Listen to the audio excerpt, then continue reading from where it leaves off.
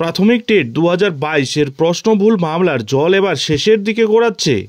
কলকাতা হাইকোর্টের বিচারপতি সৌমেন সেন এই মামলার নিষ্পত্তির জন্য একটি নির্দিষ্ট সময়সীমা বেঁধে দিয়েছেন, যা চাকরি প্রার্থীদের জন্য একটি নতুন আশার আলো নিয়ে এসেছে। এই মামলায় নতুন বিশেষজ্ঞ কমিটি গঠন এবং তাদের রিপোর্টের ওপর ভিত্তি করে পরবর্তী পদক্ষেপ নেওয়া হবে। সম্পূর্ণ বিষয়টি ডিটেলসে আলোচনা করব। তার আগে চ্যানেলে নতুন হলে চ্যানেলটিকে সাবস্ক্রাইব করে বেল আইকনটি বাজিয়ে অল নোটিফিকেশন অন করে দিন এই ধরনের গুরুত্বপূর্ণ আপডেটগুলি ঠিক সময় মতো পেতে। প্রাথমিকে শিক্ষক নিয়োগের যোগ্যতা নির্ধারণ পরীক্ষার ভুল প্রশ্ন সংক্রান্ত অভিযোগের মামলায় আবার নতুন কমিটি গঠন করল কলকাতা হাইকোর্ট। এর আগে এই মামলাতেই একটি কমিটিও গঠন করে দিয়েছিল উচ্চ আদালত, কিন্তু কয়েকটি প্রশ্ন নিয়ে কমিটির সদস্যদের মধ্যে মতভেদ তৈরি হয়, ফলে চূড়ান্ত কোনো সিদ্ধান্তে পৌঁছতে পারেনি ওই কমিটি। শুক্রবার তাই নতুন কমিটি গঠন করে দিয়েছে কলকাতা হাইকোর্ট। 2017 এবং 2022 সালের টেটে 47টি প্রশ্নে ভুল আছে এই অভিযোগে মামলা করা হয়েছিল।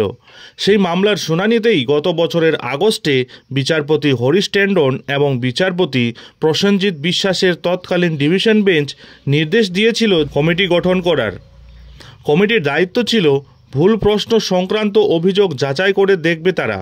তবে সেই কমিটির সদস্যদের মধ্যেই মতানৈক্য দেখা দেওয়ায় শুক্রবার বিচারপতি সৌমেন সেন এবং বিচারপতি স্মিতা দাসের ডিভিশন বেঞ্চ নতুন করে কমিটি গঠনের নির্দেশ দেন। নতুন কমিটিতে থাকবেন প্রেসিডেন্সি বিশ্ববিদ্যালয়, যাদবপুর বিশ্ববিদ্যালয় এবং প্রাথমিক শিক্ষা পর্ষদের একজন করে বিশেষজ্ঞ। বিচারপতি সৌমেন সেন নির্দেশ দিয়েছেন যে এই কমিটিকে 15 দিনের মধ্যে তাদের বৈঠক শেষ করতে হবে এবং 3 সপ্তাহের মধ্যে চূড়ান্ত রিপোর্ট জমাও করতে হবে। এই সংক্ষিপ্ত সময়সীমা থেকে অনুমান করা হচ্ছে 2022 সালের প্রাথমিক টেট প্রশ্ন ভুল মামলার নিষ্পত্তি কিন্তু খুব শীঘ্রই হতে চলেছে এবং চাকরি প্রার্থীরা দ্রুতই এর ফল জানতে পারবেন। এই রায়ের ফলে রাজ্যের হাজার হাজার টেট পরীক্ষার্থীদের ভাগ্য নির্ধারণ হবে এবং তাদের দীর্ঘ প্রতীক্ষার অবসান ঘটবে বলে আশা করা হচ্ছে। বিচারপতি সেনের ডিভিশন বেঞ্চ জানায় ওই কমিটিই যাচাই করে দেখবে প্রশ্নে ভুল ছিল কিনা। কমিটিকে জানাতে হবে কতগুলি প্রশ্ন ভুল ছিল এবং সেগুলি সঠিক উত্তর কী হবে। উল্লেখ্য, অতীতে হাইকোর্ট যে কমিটি তৈরি করে দিয়েছিল সেই কমিটিতে ছিলেন বিশ্বভারতী বিশ্ববিদ্যালয়, কলকাতা বিশ্ববিদ্যালয় এবং পর্ষদের বিশেষজ্ঞরা। ভুল প্রশ্ন মামলায় আগে বিচারপতি রাজাশেখর মান্থা নির্দেশ দেন 2017 সালের প্রশ্ন বিশ্বভারতীর বিশেষজ্ঞ কমিটি এবং 2022 সালের প্রশ্ন যাদবপুর বিশ্ববিদ্যালয়ের বিশেষজ্ঞ কমিটি খতিয়ে দেখবে। তার বিরুদ্ধে ডিভিশন বেঞ্চের দ্বারস্থ হয়েছিল প্রাথমিক শিক্ষা পর্ষদ।